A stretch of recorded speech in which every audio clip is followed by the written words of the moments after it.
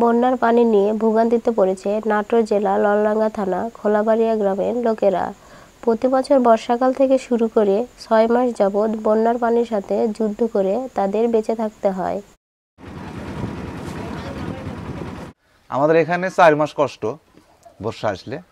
আমাদের এই যে হাই স্কুলের পাশে একটা বাজার আছে, বর্ষা আসলে ভাড়া ওই জায়গাটা বন্যা ডুবে যায়।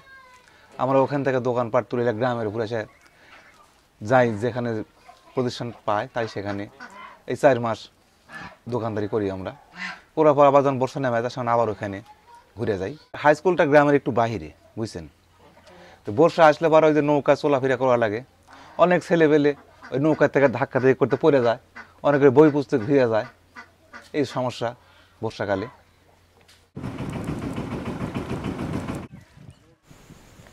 বন্যার সময় এই গ্রামের লোকজনদের নানা ভোগান্তির মুখোমুখি হতে হয়। তাদের সবচাইতে বড় ভোগান্তি হলো তাদের গ্রামে কোনো কবরস্থান নেই। বন্যার সময় যদি কোনো লোক মারা যায় তখন তাদের ভোগান্তি শেষ থাকে না।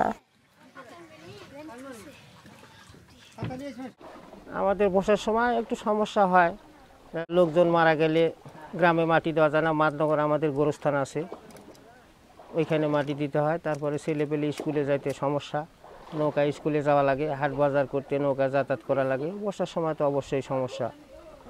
বর্ষাকালে আসলে সবচেয়ে বেশি সমস্যা তো যাতায়াতের সমস্যা, যোগাযোগের সমস্যা। তারপরে যে বৃষ্টি হলে পারা বাতাস বেশি হয়, নৌকা চলাচল বন্ধ হয়ে যায়, তখন সবচাইতে বেশি সমস্যা হয়।